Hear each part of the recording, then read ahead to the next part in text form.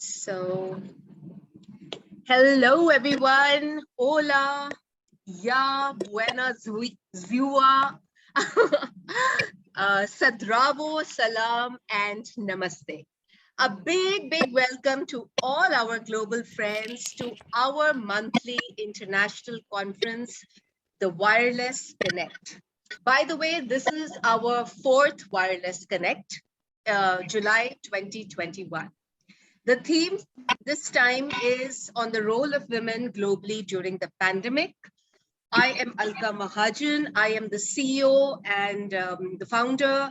I'm an academician like all of you, a psychotherapist, a communication coach, English expert, international speaker. I'm a media person and I do a lot of shows on TV and radio. And I also write in the leading newspapers of India.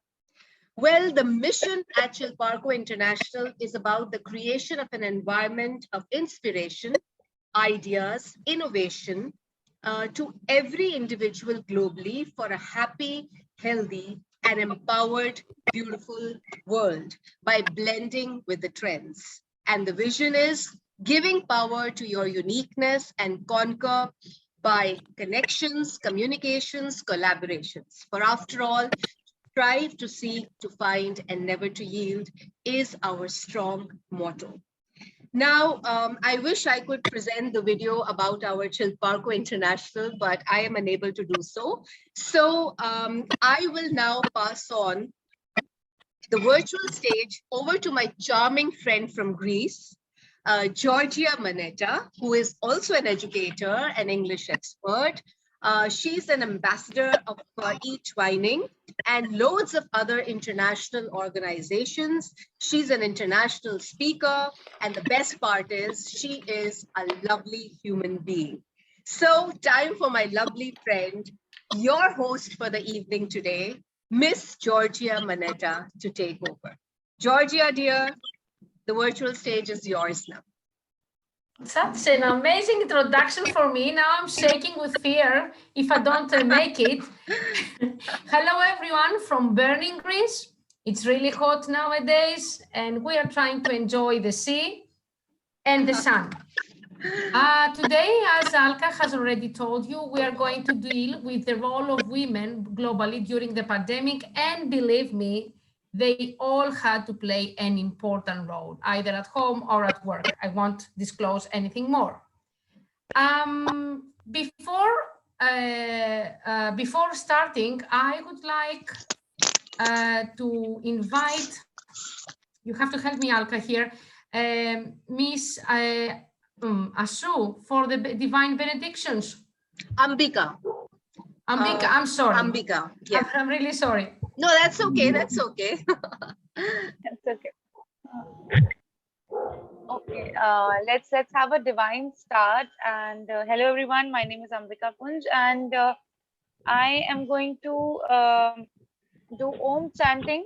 And in India, we start everything, almost everything, with remembering the Almighty. So let's all just close our eyes and sit up straight for like 1 minute and just chant Om 3 times. All right.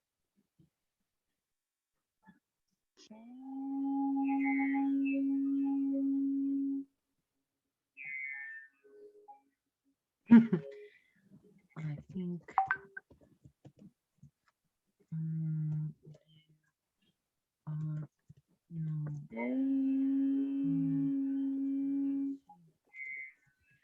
let's see.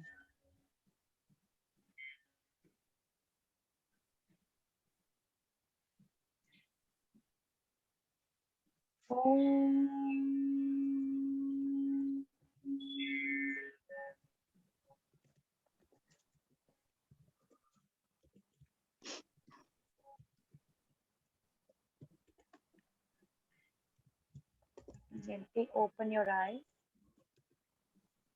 You're good to go. Thank you, Ambika. Okay, ma'am. Welcome. Thank you, Ambika. So this is where I'm taking over. I'm your host for today. I'm Georgia from Greece. I repeat again, I have already talked to you about the theme we're going to discuss. And first of all, before starting this, let's say, event, I would like to present to you our guest of honor, Ms. Sasha Kalluri.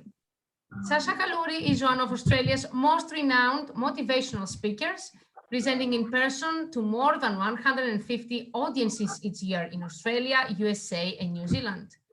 Her 23-year career in the industry has led her to being the CEO of the motivational company, director of the Australian Teenage Expo, which is Australia's largest educational youth event, hosting and producing a Radio Sky TV show, having a weekly radio program, and a postcard with Australia's most popular radio stations. She has been a column writer for 108 top regarded Australian newspaper, and finally writing her own international book for parents, The Two Worlds of Your Teenager. A really important book. Sasha has presented to more than 1 million young people around the world. She's passionate about young people discovering who they are. She's trying to give them the direction to follow their dreams. She's motivating them to get started, and then she gives them the confidence to keep going when it all falls apart.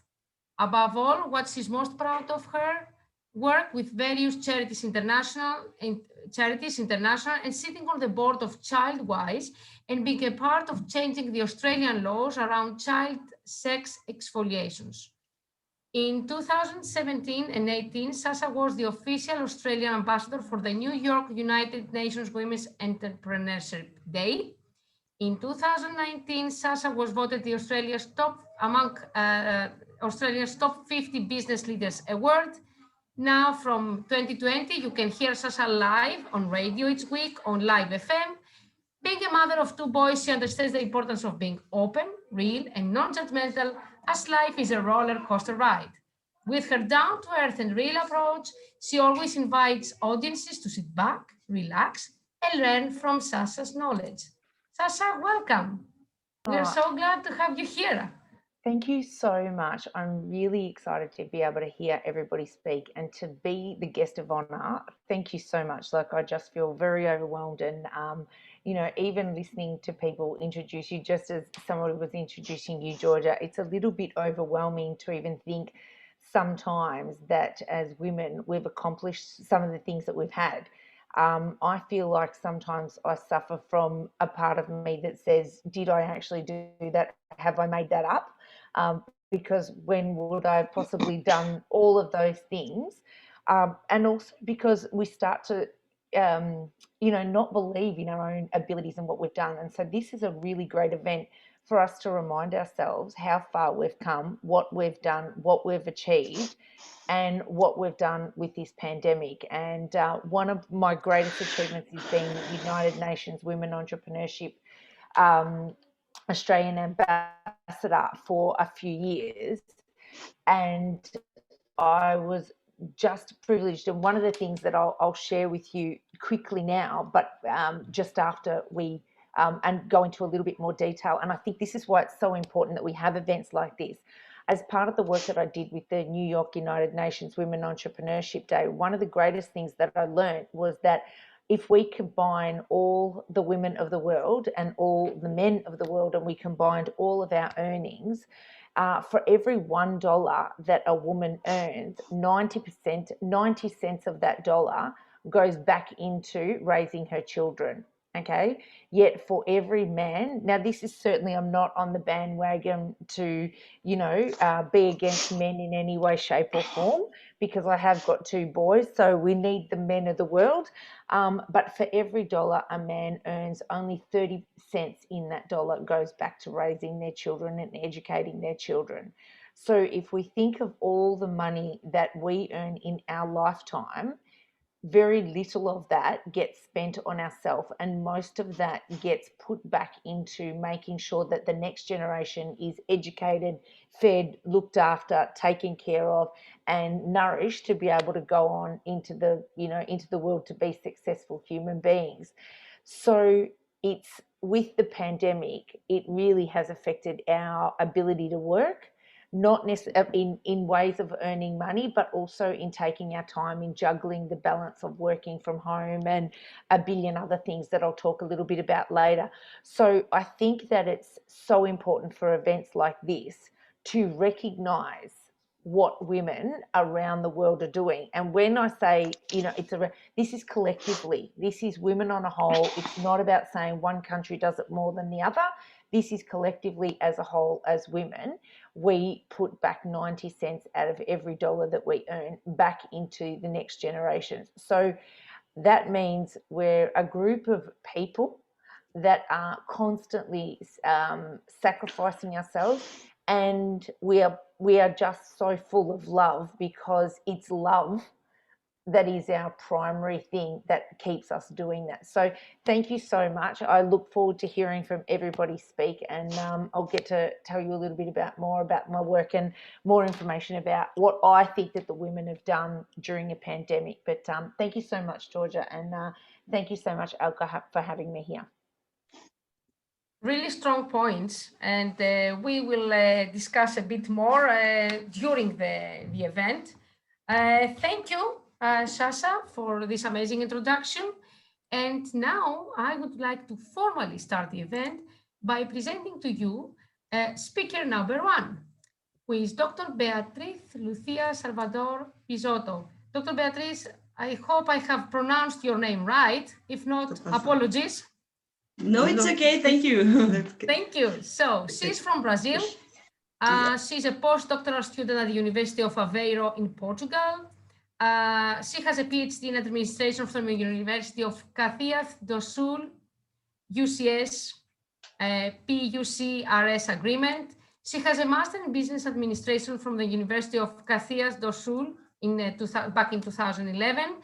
Her specialization is in controllership from University of Caxias again. And right now, she is a teacher. She has 3 international research projects. She is focusing on applied social sciences. She is editor of Tropeiro magazine. She's an international book co-author, a national book author, and on many book chapters. She's a conference speaker and online conference organizer, and she's the coordinator of Global Edu Leaders in Brazil. Welcome. We can't wait to hear it from you. Thank you very much. At first, I would like to say good evening, good morning, good afternoon. I don't know where you are. And I would like to thank Chilparco International organization for this event, so special. And especially Ms. Alka and Georgia now for the kind words always and the invitation. It's a real honor to be here among this wonderful, empowered, and beautiful women today. Thank you for the opportunity. Ms. Georgia, I would like to share a small PPT. Can I? Alka, I think she can. No, Alka, you have to either make her a co-host. You have to unmute yourself so they can help you if you can. Can you do that? Dr. Beatrice, you'll be able to share now. Okay, thank you. Yeah. Is it visible? Yes. It has started loading. Might take some. Yeah. Yes. Okay. Yes. All right. Thank you. So we're gonna talk a little bit about. We already started talking, and we are gonna talk about the role of a woman in campaigning COVID-19. That is a very relevant theme and very special. So some data just to put the things for you. The United Nations UNFPA reveals that 70% of the health workforce in the world is composed of women. Historically, women are responsible for the care functions in our society. Here in Brazil, 65% of the 6 million professionals in the sector are female. in hospitals setting when it comes to the COVID-19 pandemic. In homes where women are protagonists in the fight against women are protagonists in the fight against the pandemic. There was a big growth in domestic violence due to the isolation. There was a tendency to the informality because the work had to change. And we need to reflect about this data. That is what I'm proposing here. In managing homes, raising children, caring for the elderly and the sick, in the area of the health, they are the ones who take the front line. It is no different in tackling the COVID-19 pandemic. According to the National Council of Municipal Health Secretariats, 65% of 6 million professionals in the sector are female in areas such as speech therapy, nutrition, and social work. They exceed 90% of presence and 80% in nursing and psychology. It is also necessary to consider that all this presence in hospital environments, when the subject is the COVID-19 pandemic, results is a greater risk of contagion and death. There is also a lot of psychological pressure on women, which spills over to their homes, where in many cases they have to exercise second and third shifts, this time in caring for the home and family members. And it is not just in hospitals and homes that women are protagonists in the fight against the COVID. In different types of communities, when the state does not assume its role, it is women who do their best to help those around them. Oxfam Brazil published the main reasons that make women feel the impacts of COVID-19 more intensely. Among the reasons are the growth of domestic violence due to isolation, gender inequality in division of care work, and the fact that women are the majority in hospital teams, among other issues. More than understanding the reasons why the impacts are greater among women, it is necessary to know what can be done to change this situation. It is not just in hospitals and homes that women are protagonists, as I told before. When the state doesn't assume its role, it's the women who do their best to help those around them. More than understanding the reason why the impacts are greater among women, it is necessary to know what can be done. So I shown you some of the topics who become women the protagonists in the fight against the pandemic, because while they have to work, while they are the most number of workers in the hospitals, even then they are taking the risk to take this sickness for home. They need to raise the children. They have many roles to do at home, at work, and everywhere. So I think women is very adaptable, is very flexible. So we could handle the situation very well with so many difficulties, but here we are. And I need to thank every nurses, every doctors, every women who made this pandemic a little less worse than it could be. And I would like to thank all the women who are here today for getting us together to talk about this topic, to talk about our roles in the world.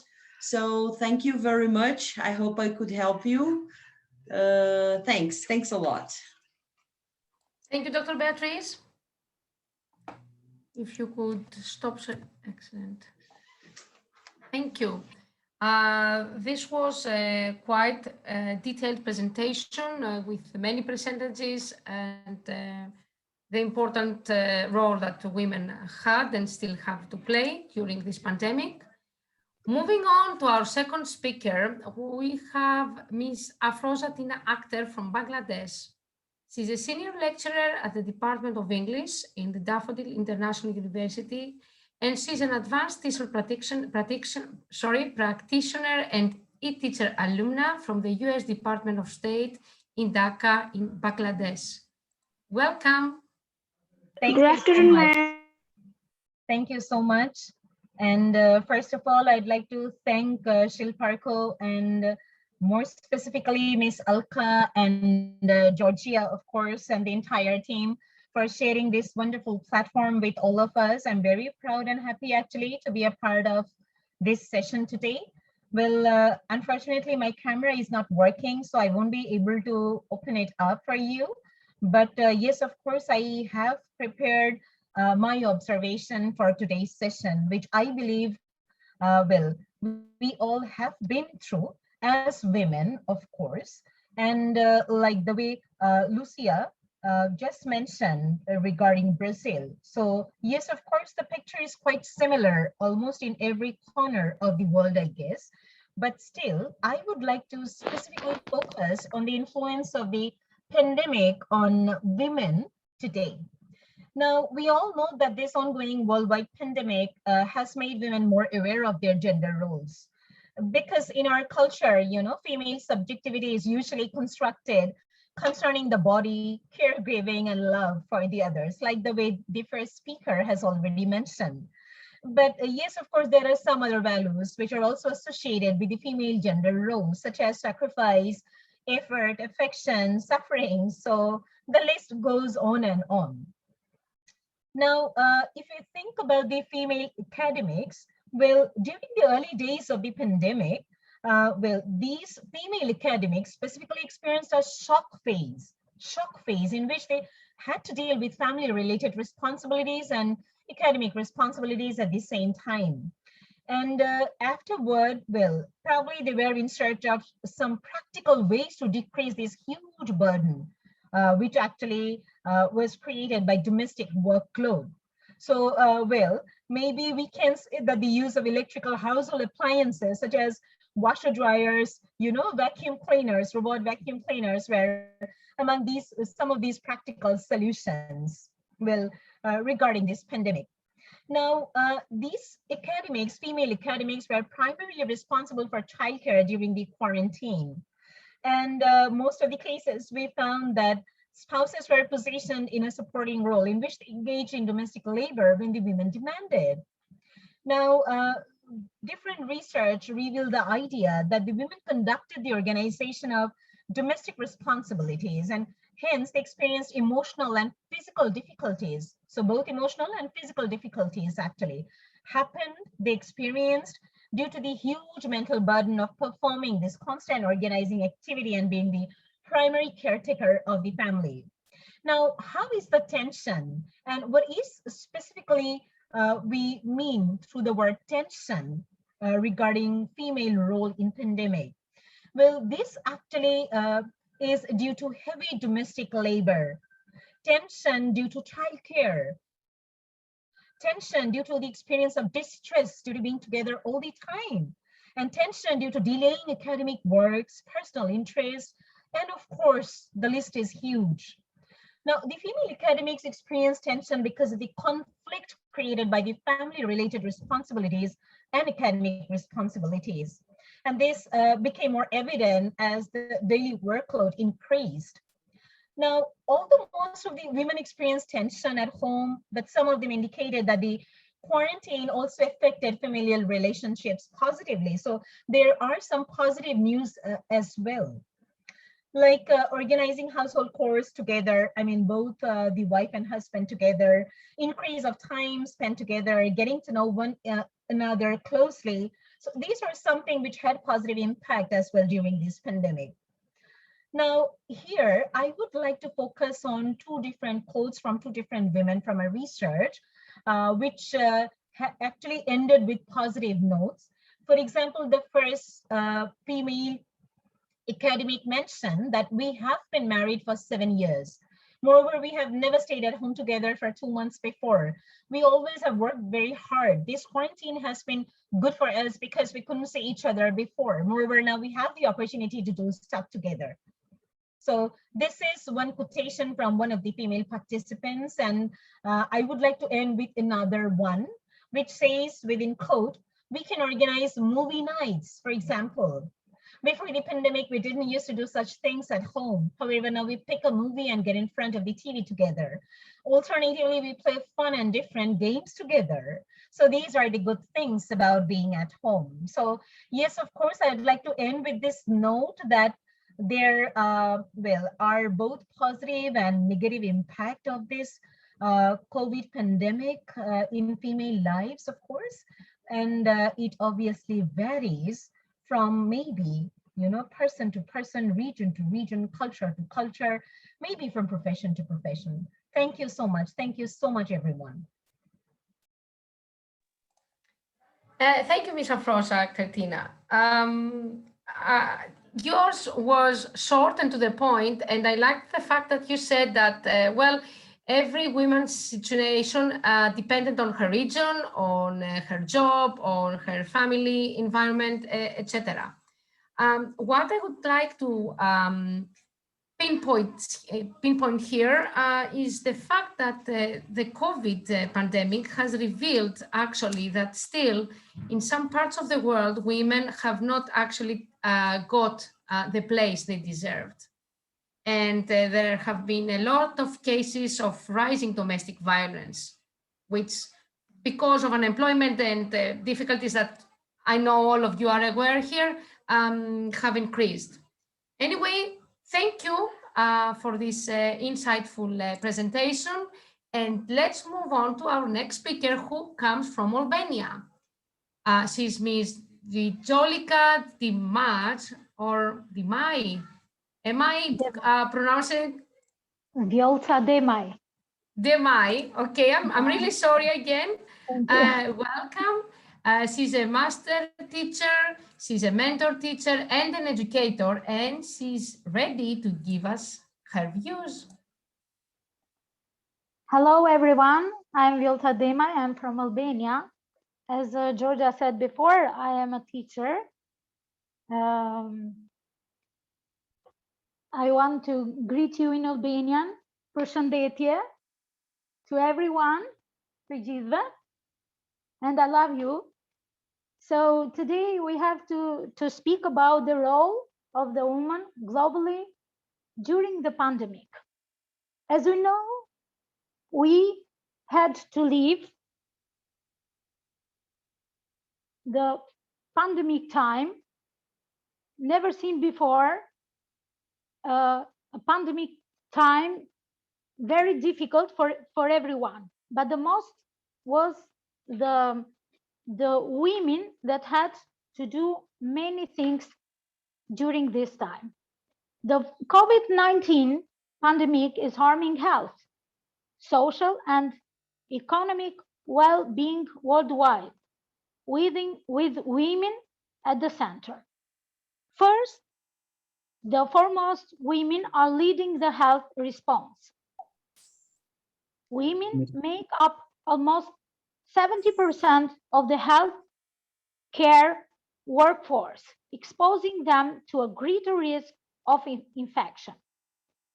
But in the same time, women are also shouldering much of the burden at home, given school and childcare facility closures and long-standing gender inequalities in unpaid work. Women also face high risks of job and income loss and face increased risks in violence, exploitation, abuse, or harassment during times of crisis and quarantine. But as we know, every woman has the responsibilities outside the home and inside. Which are the women's responsibilities outside the home? Women are playing a key role in the healthcare response to COVID-19 crisis. Women constitute an statement 2/3 of the health workforce worldwide, and while globally they are underrepresented among physicians, dentists, or pharmacists, they make up around 85% of nurses and midwives in the 104 countries for which data I am available. In OECD countries, almost half of the doctors are now women. Women also make up the overwhelming majority of long-term care.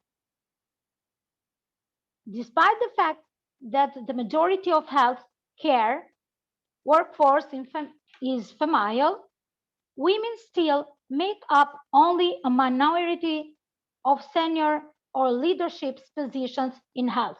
So the women work so hard and work too much, and they are in minority of seniors and leadership positions in health.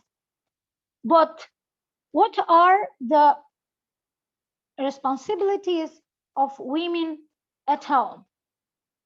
Not only do women dominate employment in the care sector, they also provide most unpaid work at home.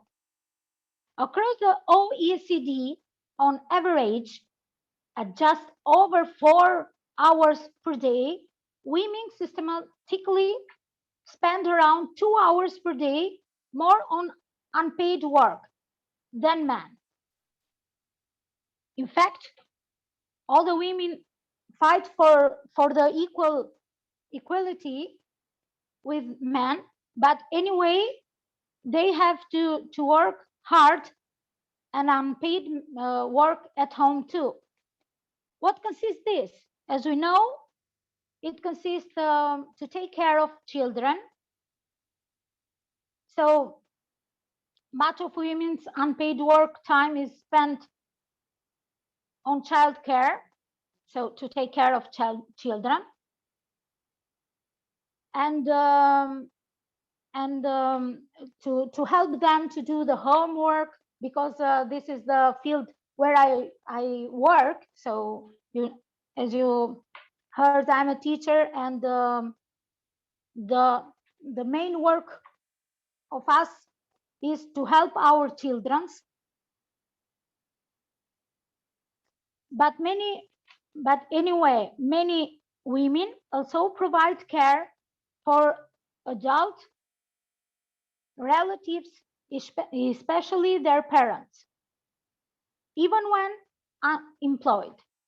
Available data of European OECD countries show that employed women are 50% more likely than employed men to report that they regularly take care of ill, disabled, or elderly adult relatives.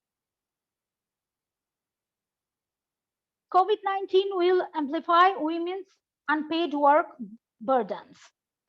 For example, the widespread closure of schools and children and child care facilities will not only increase the amount of time that parents must spend on child care and child supervision, but also force many to supervise or lead home schooling.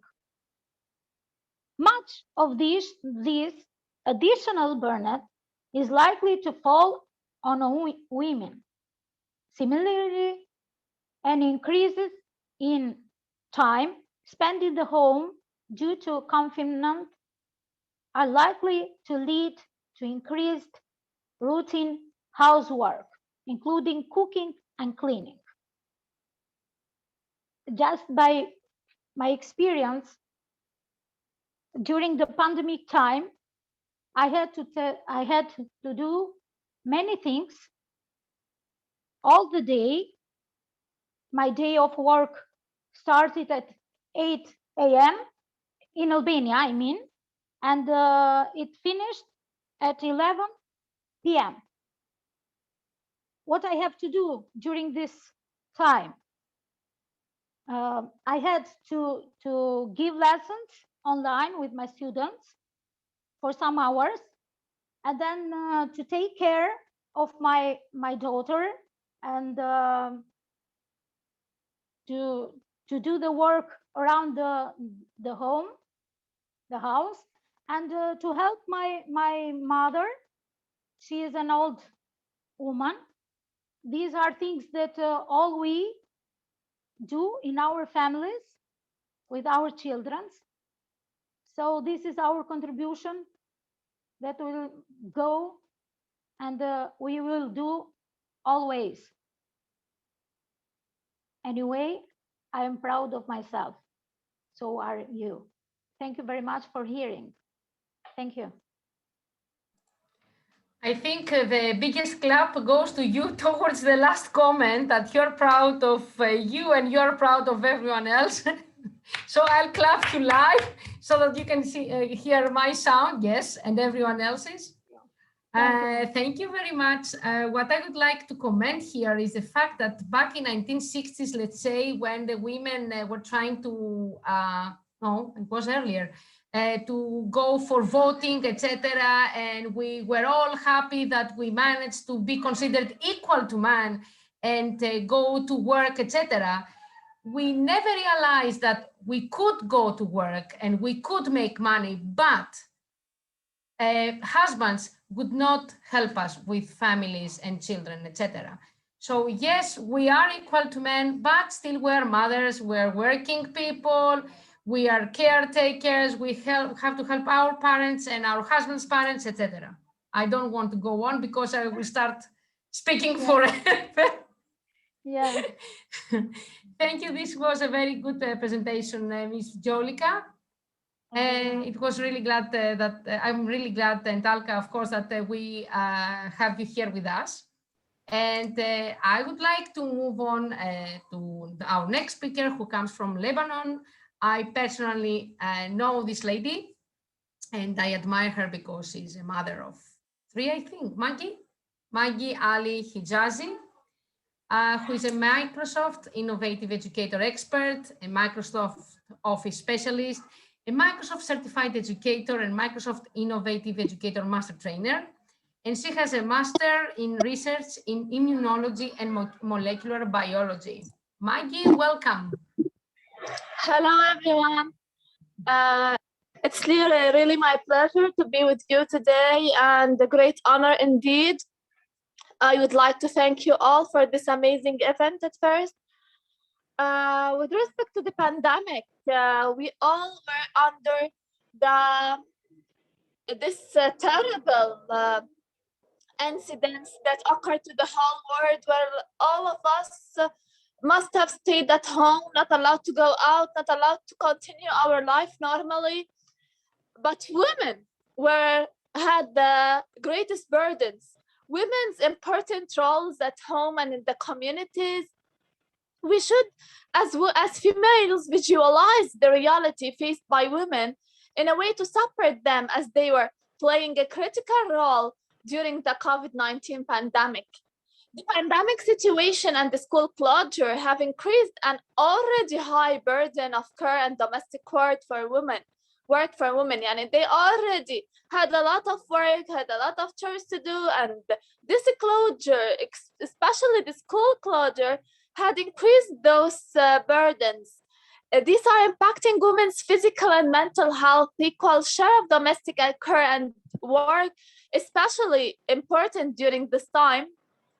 The pandemic has deepened the pre-existing gender inequalities, has disproportionately affected women and girls. Women were overrepresented in sectors and jobs hardest hit by COVID-19, in fact. Also, stress, anxiety compared to women, they had, for example, 57% a larger setback with respect to 48% of women who had a lot of stress and anxiety during this pandemic, because they have increased unpaid care and domestic workloads, and anxiety over income loss, and the impacts of the movement restrictions on gender-based violence are all contributing factors. But women, those that are now the housekeepers, the wives, the teachers, the nurses, everything in the life of their families, even if she's not a working woman, being a working woman had added more and more and more responsibilities. But despite of everything, a woman has proved that they can do it, they can handle all these issues, and globally they were the first line in the first lines of protection, in the first lines of action against these terrible disasters. And in a word, I would just like to say that every woman, every one of us should be proud of herself, proud of her, of everything that she gave in her life, especially during those tough times. And thanks a lot for every woman, being the wife, being the worker, being the mother, being the teacher also in the school closure. So, and also being the connector with others in other countries of the world in order to get more and more experience exchanges with others. So thanks a lot for you also as a special woman, and for everyone in the whole world. Thank you very much. While you were speaking, I saw a lot of heads nodding. So this means that you touched their hearts with your speech. Once more, thank you to all women who are both educators and parents and workers, who are connectors between their families and the world outside their families. Thank you very much, Maggie, for being here with us today. I have a question. Should I go with the next speaker, or maybe I should ask Sasha to comment a bit on what our speakers have said so far? Oh, thank you so much. Look, one of the things that I have realised is that in Australia we have been in a very severe lockdown, and we are still locked down currently, and it's been never ending. And while we've been able to watch the rest of the world start to get some freedom, we're still under this very, very strict lockdown. And what's happened is that I have been doing all of these job roles that everyone's talking about. I've been working and looking after my children and schooling them, and, you know, cooking, cleaning, and doing all of that. And we can all sit here and look a bit glamorous, but let me tell you, that is not how it is behind the scenes at all.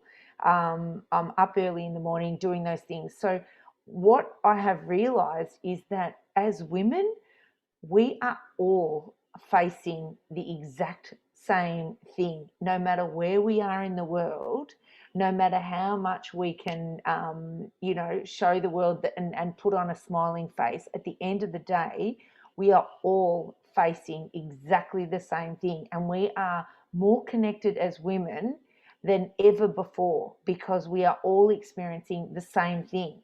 And people can look and say, oh, surely that one's not doing the same as that. But let me tell you, I'm cooking and cleaning and educating and juggling and not sleeping and stressed out and feeling guilty that I'm not good enough and I'm not doing enough for my children and I'm not taking enough time for myself and all of those things. I'm feeling every one of those things, and that is exactly what everyone else here has said. And I just, I mean, I've been taking notes on whatever everybody's been saying. Beatrix Lucia from Brazil, I never ever actually thought about the fact that 70% of the world's people that work in the health industry are actually women. That means they're in the front line. So isn't it interesting that we're put more at risk at actually contracting COVID-19, and yet we have the biggest job roles? So if one of us in our family contracts this and falls apart, in fact, our whole family falls apart. So, and yet we're in the front line more to be doing that. It's just incredible to be able to think that we're almost holding up the fort, yet we're the most likely to actually contract it. And if we do that, I can't speak more about the rise of domestic violence. I've worked with many different things in domestic violence, and actually even experienced it myself in my life. And so one of the things that I think is incredible is that with globally, there's no lines when it comes to domestic violence. It doesn't matter how much you are. So it's not that, you know, it happens more to the richer or more to the poorer. Across the line, it doesn't matter what financial status you are in when it comes to you know, domestic violence. It doesn't happen in one culture more than any other culture. It's right across the board. And it also it doesn't happen more within one religion and less in another. So, you know, we can often think that particular group, it happens more. It really doesn't matter how much you earn, what religion you believe in, or what culture you come from. There are no specific standards. All it takes is just to be a woman, and that's all it takes to be actually going on that. So I thought that was really important to talk about, and I could talk about domestic violence for a lot. Alfonso, I thought that talking about the tension that it creates with the domestic labour and relaying the fact that we're giving less to ourselves, yet our family responsibility is going up so much. And, you know, and it also is great that we're actually spending so much time together as family. But then as much as I love the fact, I've spent so much time with my family that I don't actually want to spend any more time with my family. So I know that's a beautiful thing, but I'm done with family time right now. I actually need me time more. Violica from Albania, the fact that you know, I love the fact that you were talking about the frontline workers and speaking about the fact of the unpaid work that we do. We don't put enough emphasis on the unpaid work that we do. I do much more unpaid work in my life than I do in any sense of that. And look, you can't go past saying that you're proud of yourself. That gave me goosebumps to say that, because I actually have not thought about it, to say I'm proud of myself, of the fact that I've been able to juggle this. So if I'm juggling this, we're all juggling this, and to actually take a moment to say that I'm proud of myself, I was like, yeah, I'm actually proud of myself. And I never actually thought about that. So that was looking at a great thing. And Maggie, the disproportion of the work roles within our household, I mean, really, you can't say that enough. I don't look. That's certainly not happening in my household. The proportion of what I have to do versus what everybody else has to do is very disproportionate. So I thank you so much for saying that, and just the fact that we're recognizing this stuff. Just the fact that we're saying it out loud makes me feel more connected to women ever, because I just, you know. So thank you so much.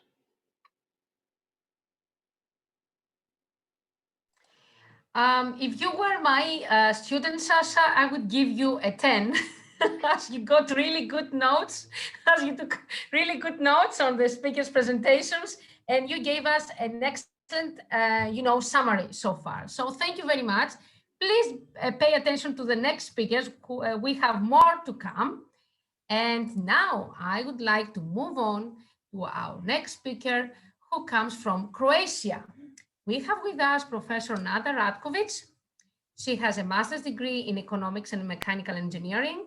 She's an assistant professor and professor mentor. She's a trainer, an educator, and a researcher. Professor Nada, welcome. Thank you. Welcome. Greetings from Croatia. Can I share the screen, Goga, please? Yes. Okay. Okay.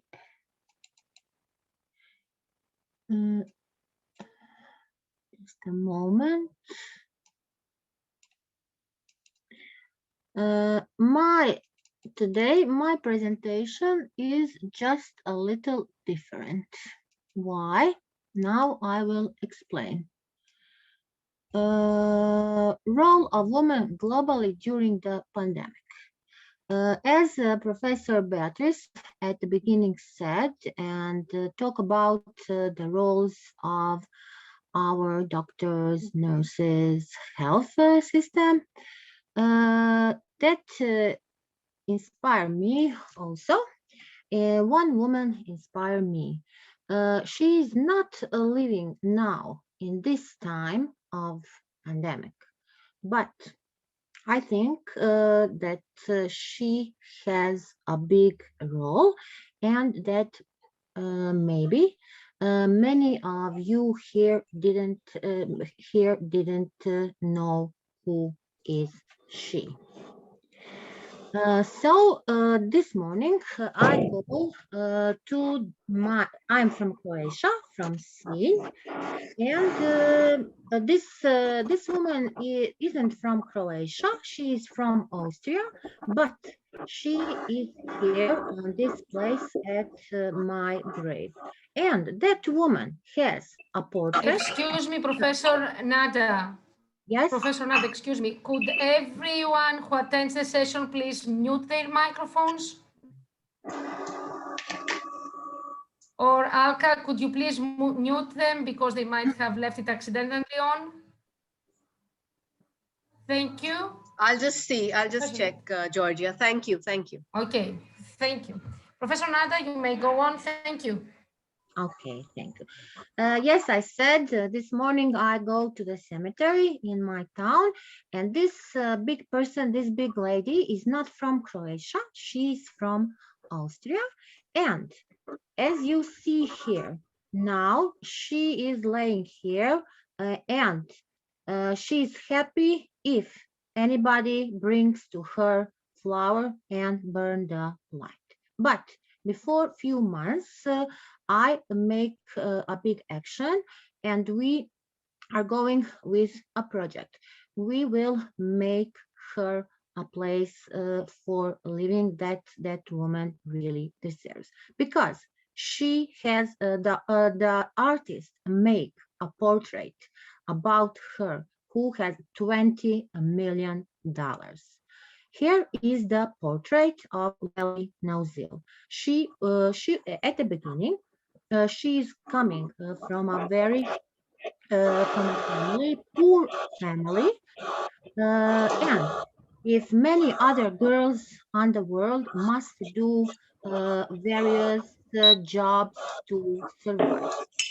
She fell in love with this big artist, and he uses her for he uses her. She was working for him like a prostitute, and many at the end he promised that he will marry her, but when he married her, he left her, and there were circumstances various that she came in Croatia like a nurse. I will go a little faster because this really inspired me, and I don't want to talk about us, because every woman here is amazing, and in every woman we can see the best, and I think that all of us here today are always finding in the person the better. I will what she like. Here is that portrait. So when we make a compare portrait, money, and where she is laying. So that is said today. That is said today because a big person didn't deserve what she need in her life. So here many women of us must fight for the right, and there is nobody and no person who can do something wrong to us. So I will not read my presentation. I will go a little faster. You can see here I will come. This is my conclusion for today. These are the traits that man and woman must find in a partner. This is a research. There were many respondents, many answers, and as we see, what attracts a woman and what attracts man.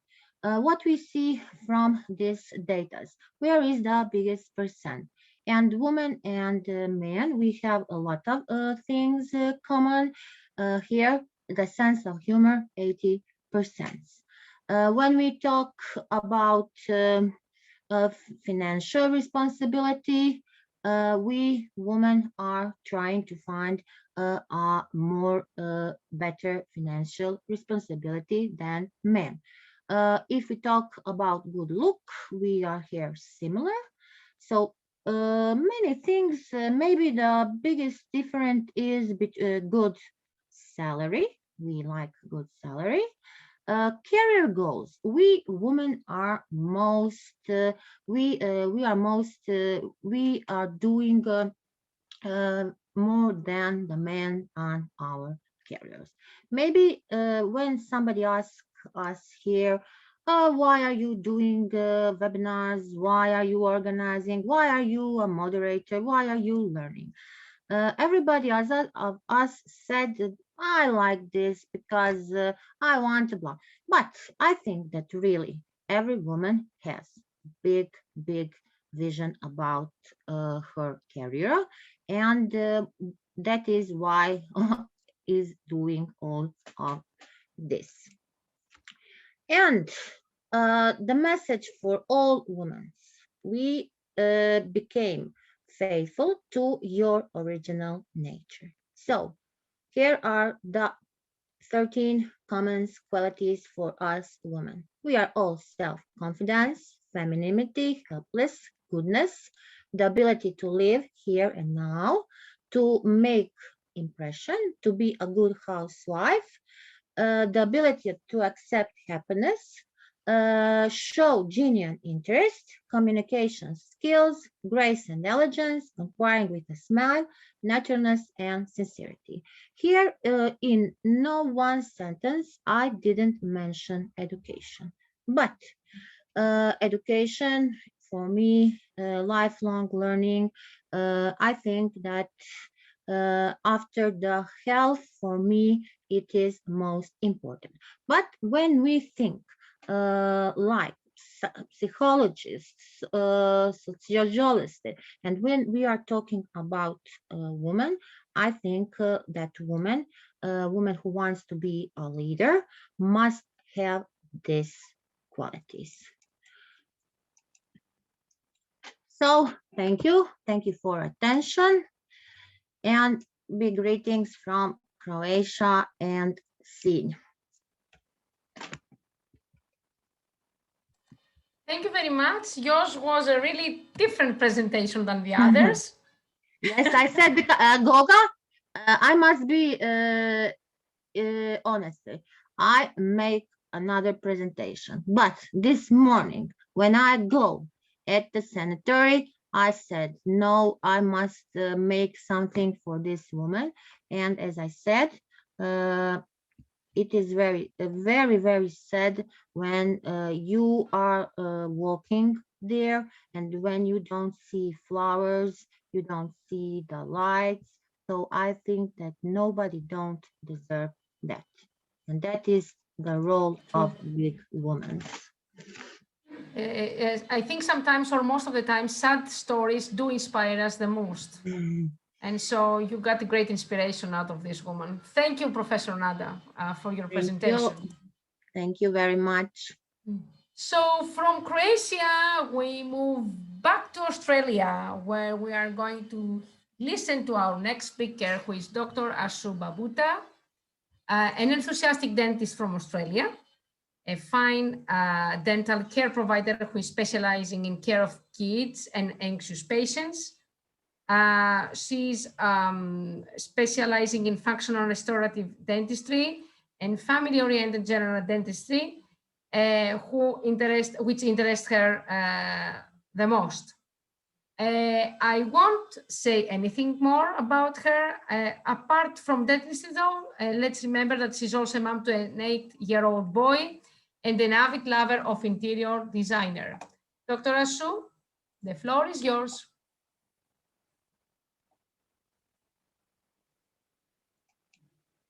Would you please unmute yourself?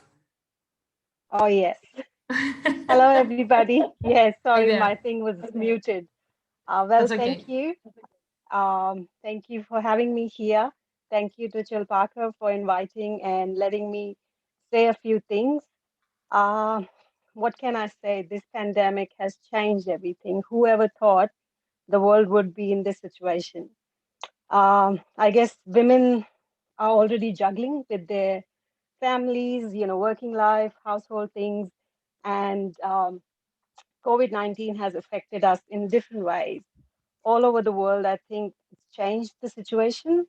For me, being a dentist, being a frontline worker, I feel, every day when I was working and when the things were worse here, I had that fear, as Sasha said, coming home and maybe bringing the disease home and, giving it to your family, and then the whole thing stops and you don't know how it's going to take.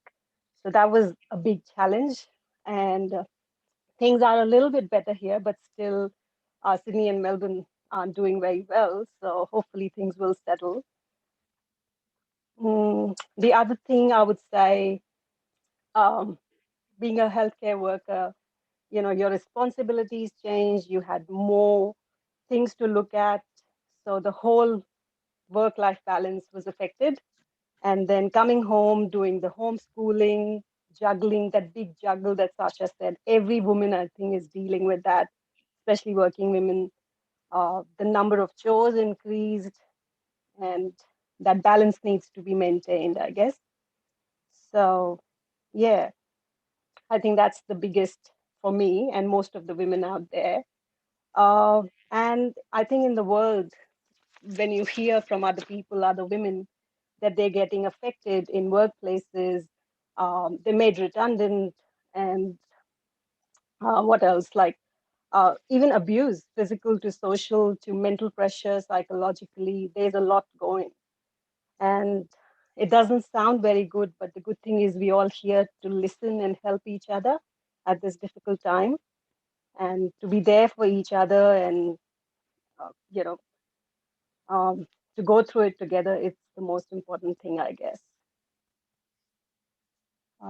Yeah, that's about it, I think. Short and crisp and to the point. Dr. Asu, thank you very much. Thank you, pleasure. Thank you for your remarks. Moving on from Australia to Brunei with Miss Farhana Haq, who is, or Hake. Farhana, I'm sorry if I don't pronounce. Farhana Haq. Haq, okay, I did pronounce it correctly. She is a PhD research fellow in the University of Brunei in Darussalam. She's a writer, a poet, an international speaker, a reviewer, and an editor. Welcome. Thank you, ma'am. And thanks a lot, Alka ma'am, the CEO of Chilparco. Actually, I am a mother and I have a kid. I am living alone in Brunei. So during this pandemic, I know how to deal my study, cooking, taking care of my kid. So I think today I will talk about the role of mothers during the time of pandemic.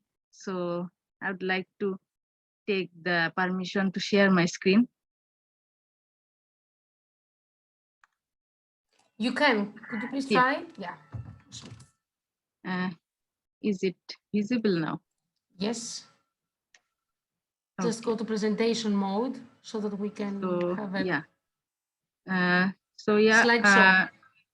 No, Farhana, go to slideshow. Okay. Yeah, good. Okay, Thank now? You. Yes. Okay.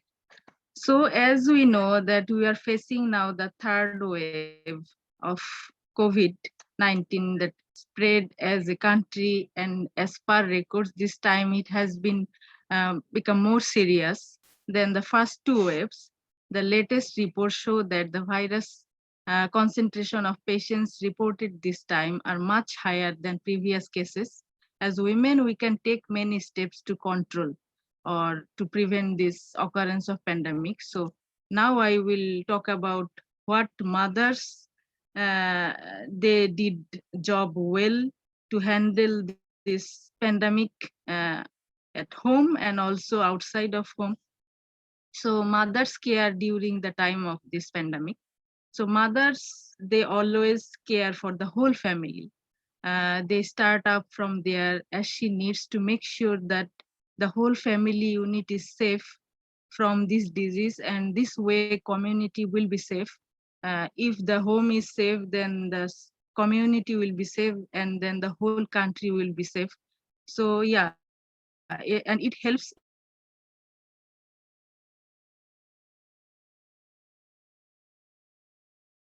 of their family. We lost her.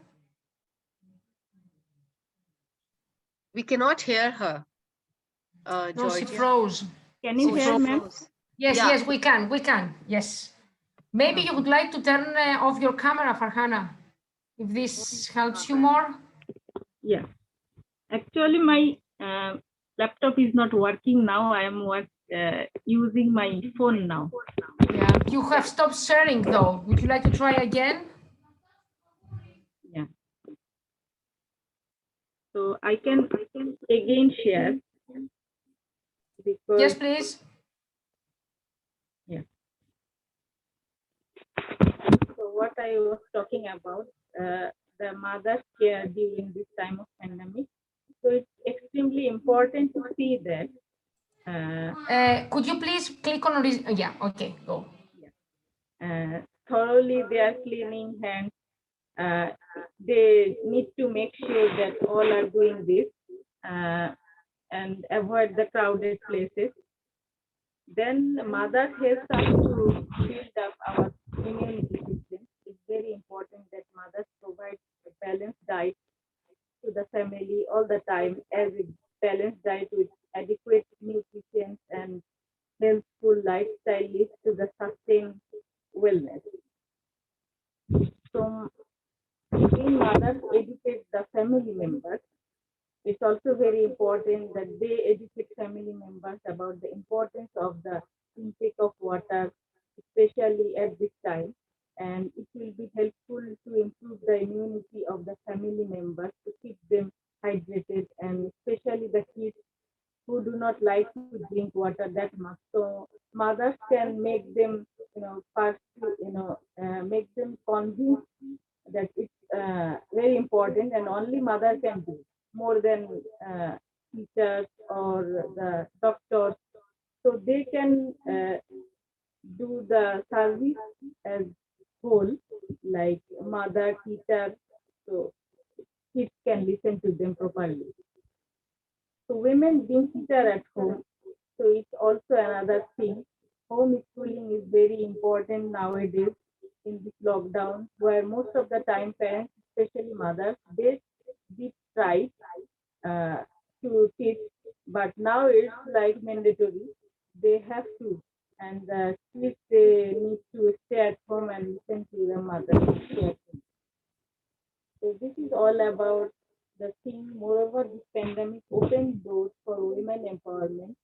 And the main thing, I am very happy that today I'm talking about women's role, as my research topic is about women empowerment. So many women have started to identify their challenges.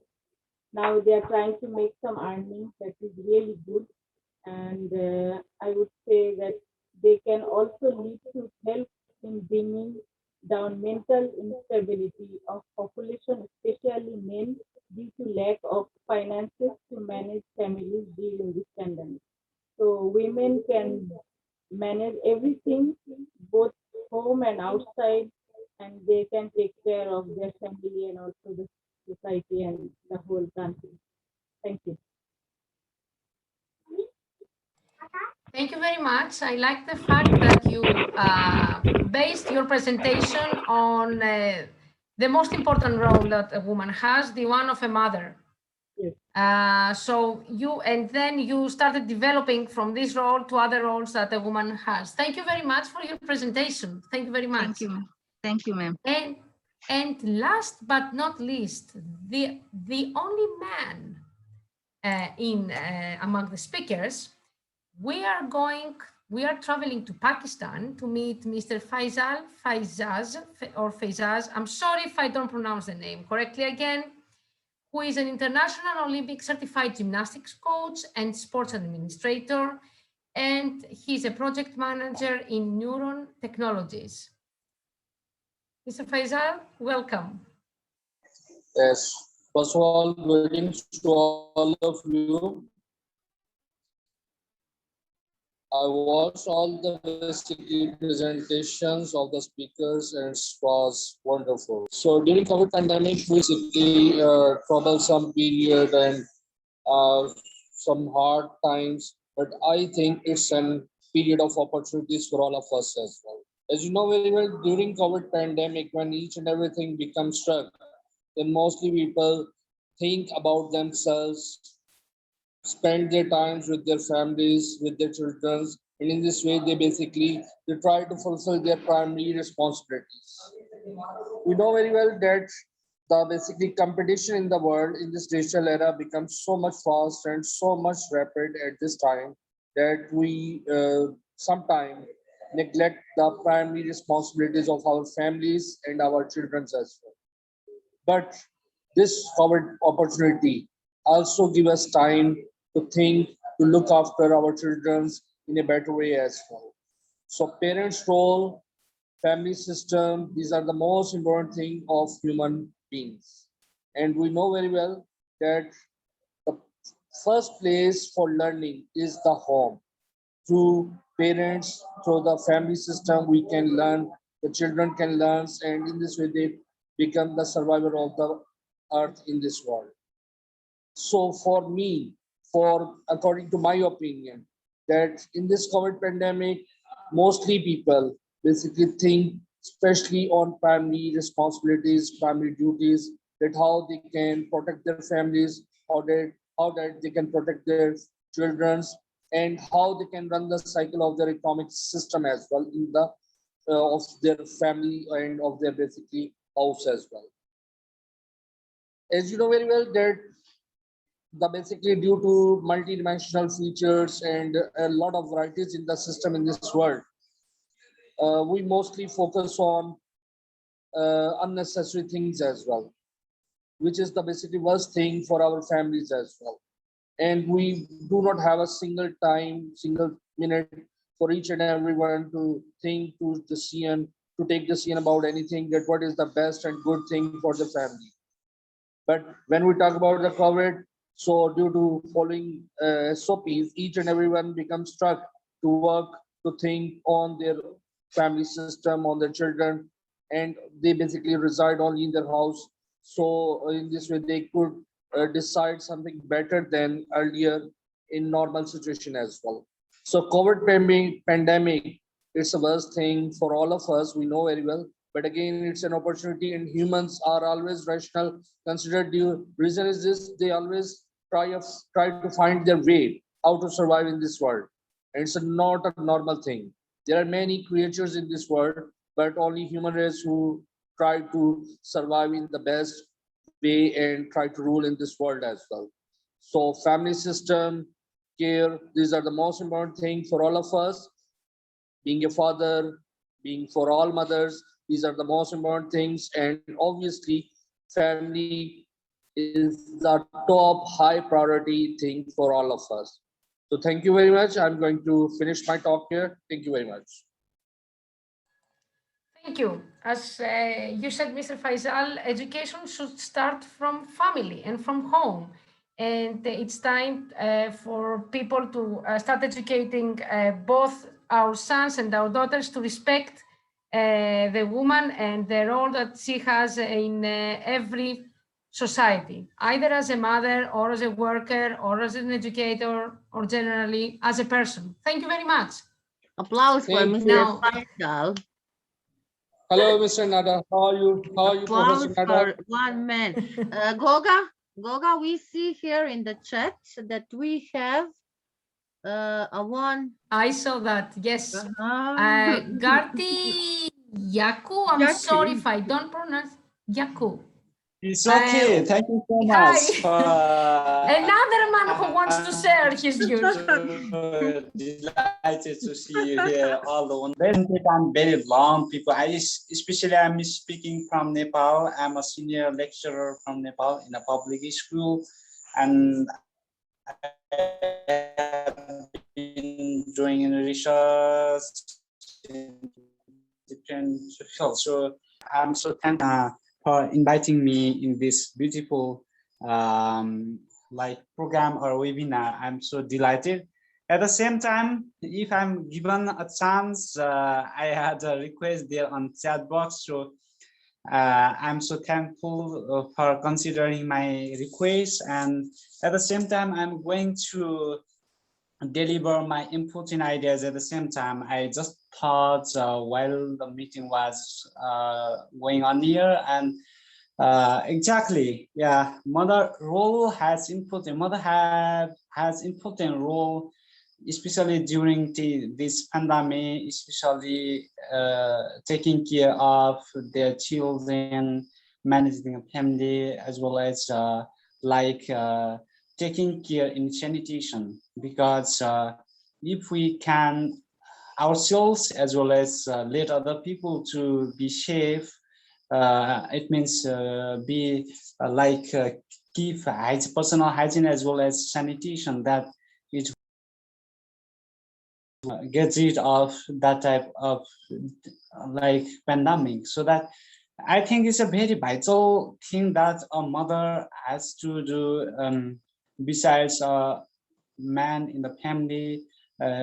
Besides, father also has a very important role to support his wife in different chores like cleaning, like other household activities, as well as managing good food, nutritious food for his children and his wife. Otherwise, we can be the victim of COVID-19. So that I think the issue you have raised here is very important, especially during the pandemic, because if we don't care of ourselves and other family members, that it won't be able to have that type of getting rid of this disease.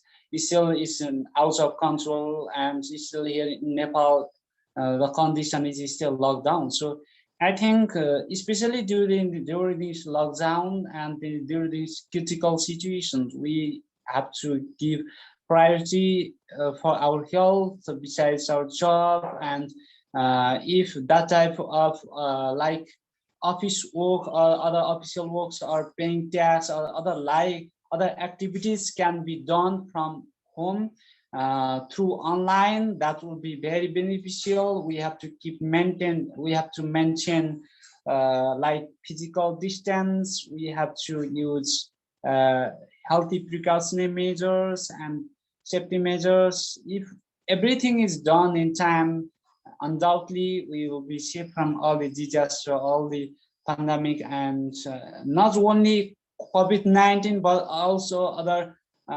transitional disease can be prevented if we apply safety and hygiene and sanitation around inside our house as well as around in our surrounding. So every person has important role.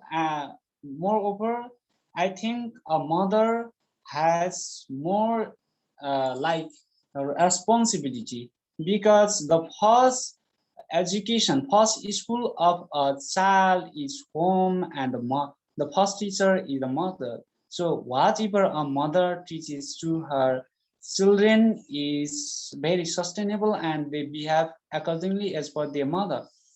So that I think is a very beneficiary and very praiseworthy, very admirable topic that you have chosen. And I hope that my participation will be long lasting for this time. So I'm so thankful everyone for giving me a platform.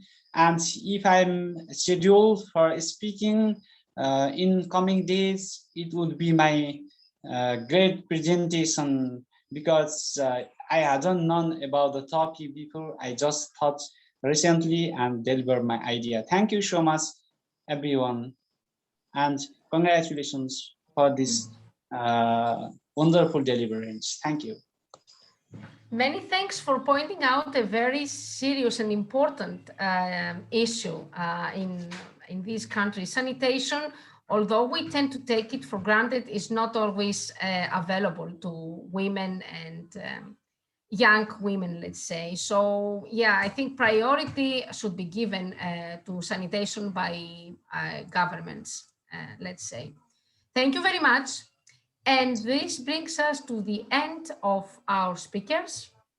And before I ask Mrs. Alka to give her vote of thanks, I have a surprise for you.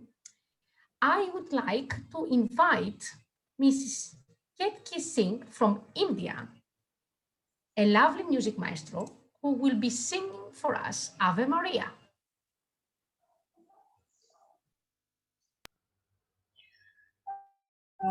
Thank you so much, and a very good evening to one and all present here. And thank you so much to giving me a chance to sing here on this platform.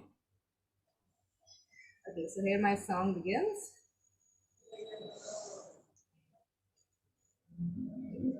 Is it audible to everyone?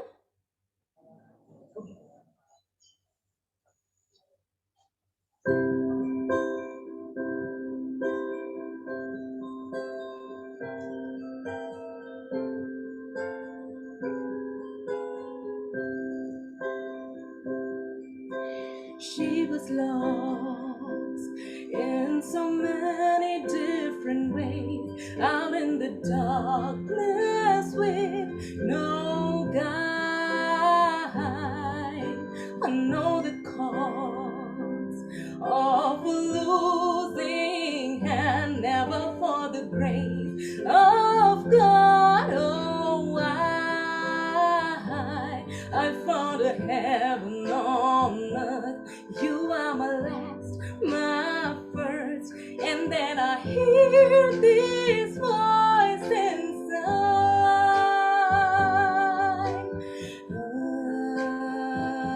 Ave Maria.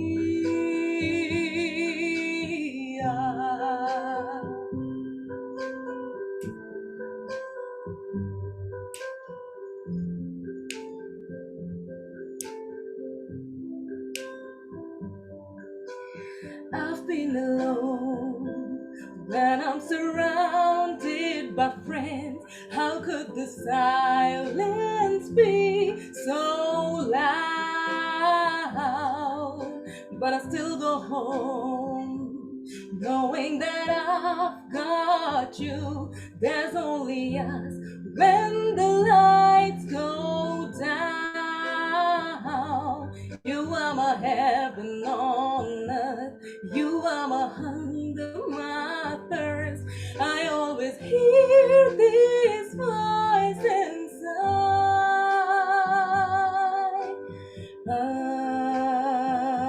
Ave Maria.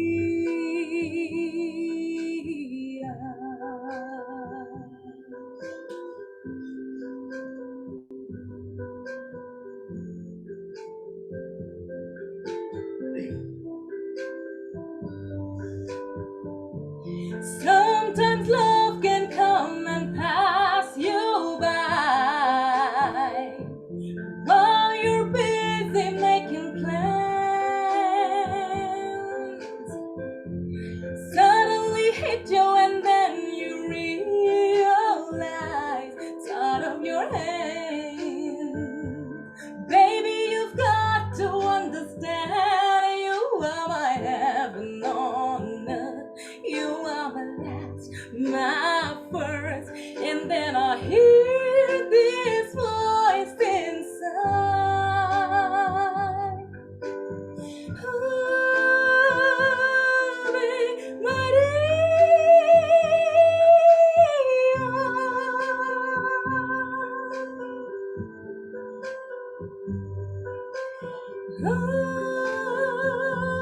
Ave Maria.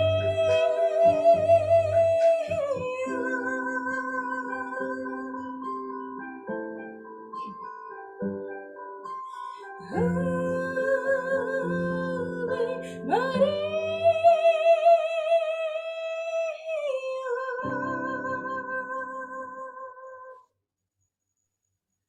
clap with my mic on. Everyone else is clapping without their mics on. Lovely, Katie.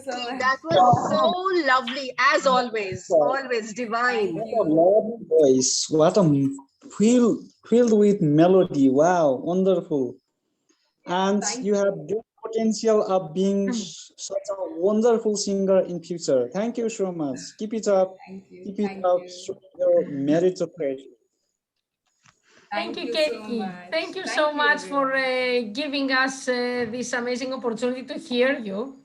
Don't forget about us when you become really famous, okay? That's a Thank you everyone.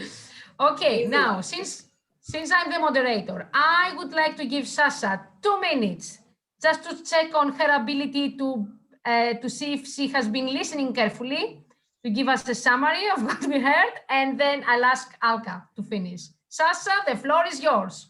Time is ticking. Okay, now lucky I have actually been listening.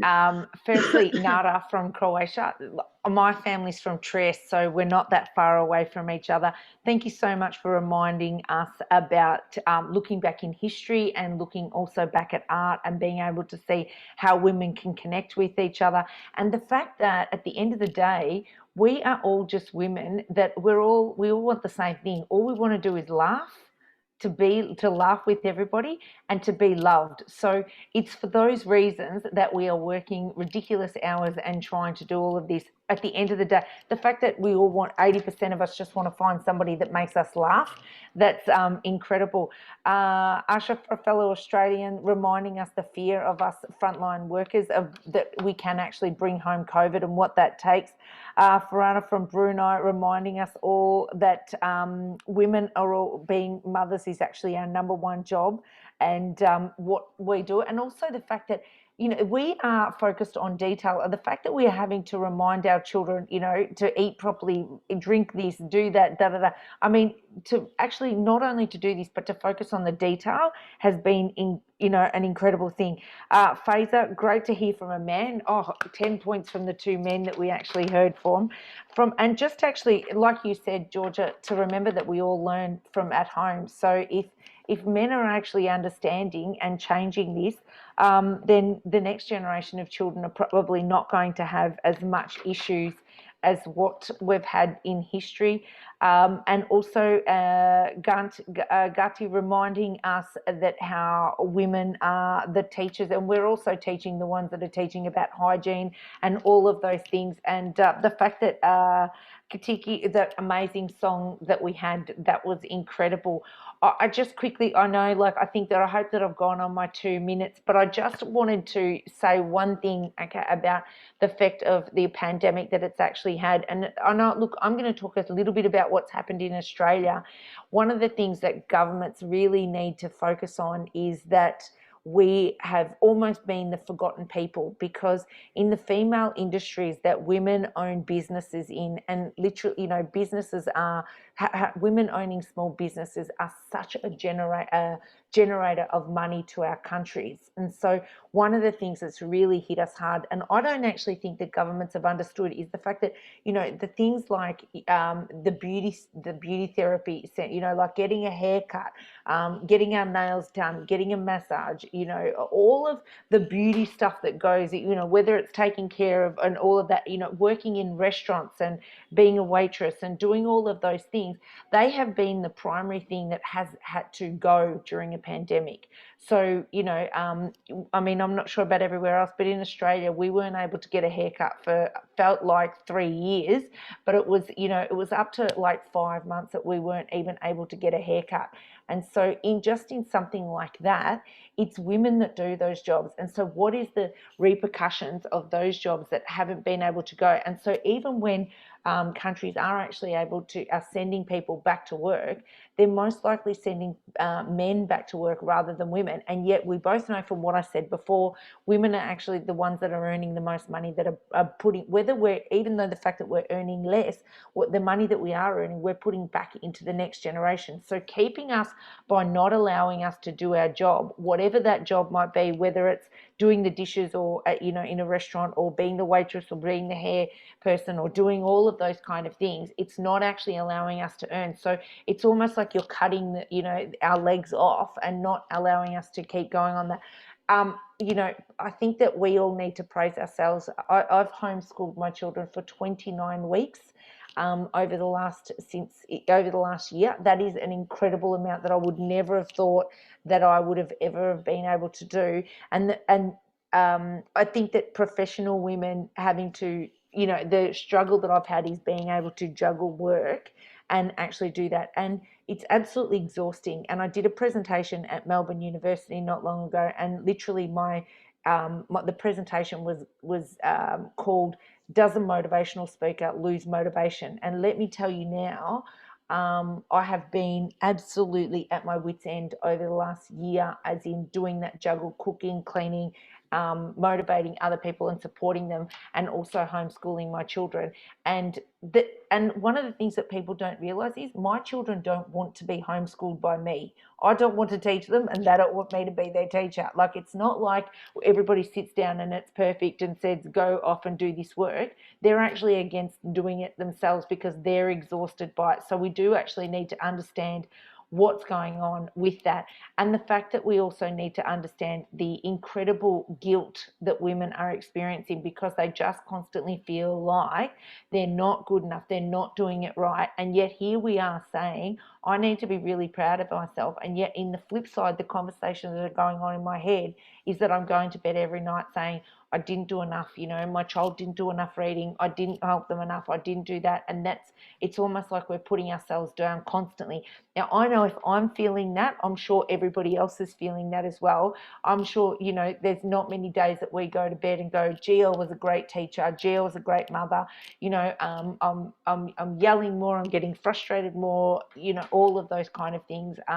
So there was actually an interesting study that was undertaken, and that said that 80% of women in Australia are doing, you know, we would say that, you know, in Australia we're this country of equal opportunities, yet it's still 80% of the women are doing all of the work within, you know, within the pandemic. Let us remember, ladies, that we are extremely resilient, okay? Just to give you, if you know, when women and male and female are actually subjected to harsh conditions, it's women that actually are the strongest. Even when it goes to premature babies, there are more premature babies of females that survive than males. We are able to handle pain better. We're better at creating connections and emotional support. We're able to, you know, we've said this before, multitasking and able to seek help. And, you know, I found this quote, and it's strength is defined by the ability to withstand pain and pushing our body through intense discomfort. Then regardless of a woman's culture, the data shows that a woman has a lower level of stress when they're actually feeling this. So we're actually being given so much more stress on our plate, and yet we are actually able to do this. I guess that I want to be able to finish this off and just say, let's not, as males and females and any gender that we have right across the board, and recognizing that, you know, as females, it doesn't necessarily mean that we are born female, you know, being able to see the transgender community across the world, is that let's not compete against each other as males and females. Let's just work together. You know, if my job makes things easier for my husband to go off to work and to earn more and to support our family and to do that, but then if we all value, I think that the one thing that has been the hardest thing is that we're doing all of this stuff and we're doing it, but we're just not feeling valued. So if I value my husband going off to work so that I can stay at home and look after my children in this pandemic, or to do that, to actually value each other, we're not here to compete. At the end of the day, we are humans. Our gender does not matter. We are here to raise our children. We are here to take care. So let's not compete against who's better, a male or a female or any other gender in that sense. let's just all work together to get through this difficult time as we are experiencing as human beings, not as a gender. So please, thank you so much for all of this contribution and all of the women and men that have contributed on this, and for listening. Thank you so much. Sasha, you came down as a, how do we say the expression, torrent. You start speaking and you overtook us with your speech, and everybody was nodding their heads like this. Yeah, she's right, she's right. Before giving the floor to Alka so that she finishes the event, remember, don't feel guilty, because women nowadays feel guilty for everything. I'm the first one who feels guilty that I'm not a good mother, that I'm not a very good teacher, that I'm not blah, blah, blah. So don't feel guilty, feel proud of yourselves. Don't compete with males or every gender, let's say. Just work with them to make a better world. It's for the common good. Feel proud that you are you and don't change for anyone else. The last part from me, when I moderate an event, I feel happy because I meet amazing people and I can also express my views. So today I have been honored to moderate this event for Nada, for Beatriz, for Ketki, for Farhana, for Sasha, for Alka, for Faisal, for Jolika, for Garti, for Ashu, and for Tina, who had to leave because she had to attend a wedding. Thank you very much. And for Alka, for giving this opportunity. Alka, the floor is yours. Thank you very much, Miss Georgia. You wonderfully. Who's this? Performed the moderation. Oh, Faisal, Mr. Faisal. Ah, yes. You, Mr. Faisal. Thank you for being here. I mean, such power thoughts coming from such powerful, empowered women. I think the first thing that all of us need to do is take our hands. Yeah, let me see everyone's hands, and let's pat ourselves on the back. Let's pat ourselves. We are power women. We are power women. We are bionic women. I think when most of you were speaking about the kind of roles and multitasking that all of us do, I actually remembered some lines which were written by Oliver Goldsmith. He had written that to be woman is to know how difficult it is to go through life's trials and tribulations. And I think he was, because we have to remain beautiful, we have to remain smiling, we have to be perfect in everything that we do. But I think at the end of the day, we need to remember that we're also human and we can make mistakes, and it's okay to make mistakes, because we all have our own uniqueness, like all of you said. And Saisha, Georgia, I mean, wow, what power thoughts. Ketki, lovely singing as always. Farhana, Nada, that was so beautiful. You took a different take on the role of women. I thought it was so powerful, the kind of, you're talking about that women and the kind of strength that you were getting out of her. And so that is what you shared with all of us.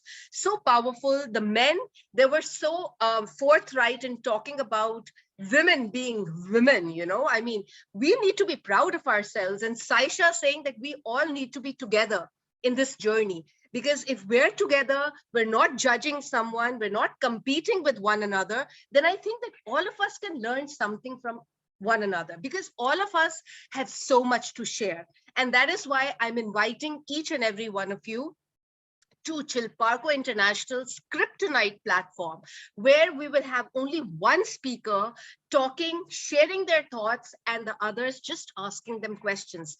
Because like they say, we need to learn from one another. We know a lot, but life is a continuous journey of learning, and we can never say that we know it all. But yes, we can empower one another, we can encourage one another. We go through difficult times, all of us do, like Saisha said, there are times when I want to yell, scream, shout. Even I like to do that. Many times I become so hyper. But then the point is, if you know that you have friends to connect with, to bond with, to share, then life can become a very beautiful place to live in. So thank you to each and every one of you for making this event today, the Wireless Connect, truly an electrifying experience for each and every one of us. So with that, thank you so much. Heartfelt gratitude to each and every one of you, my lovely friends. I can't thank you enough. And even to the lovely audience that I've had, such strong support systems. My friend Shiba, Dr. Madhu, Fatma, and so many, Narayani from Nepal, and I think the Mr. I'm forgetting your name, the one who, yeah, Mr. Ghatki. Thank you so much for joining in. Do become a member of Chilparco. We would love to have you here and share your experiences on the Kryptonite platform, each and every one of you. Dr. Vaishali, thank you. And thank you so much. With that, hasta mañana till we meet again. Love to all of you. Bye-bye. Thank you so much.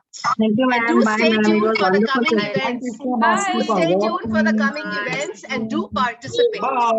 Bye. Bye, ma'am. Bye, Bye. ma'am. Bye. Thank you. Bye. Take care of you. You too. Take care, everyone. Stay happy, healthy, safe, and sound. Bye, Dr. Beatrice. I love that charming smile. Thank you, Shiba. Thank you, Nada, Georgia, mwah, mwah, mwah, and Saisha. Powerful that was. Powerful. I tell you, you were awesome. And Oh, thank Karina, you. mwah, mwah, mwah. Show us your face, yeah. Show us your face. Let's take one picture with you. Come on. Corina, where is your face? Karina, are you there? She was because she had the asked. Oh, okay, had put okay, something no in the worries. chat. I'll still take a picture of all of us. And if Okay. Vaishali is there, Dr. Okay, so Vaishali, do I'm the going same. to open my Thank you. camera I'm taking now. a picture. Thank you so much. Bye, everyone. Lots of love to you. Mwah. Bye. Bye. And hugs. Bye. Lots of hugs. Virtual hugs to everyone. Bye.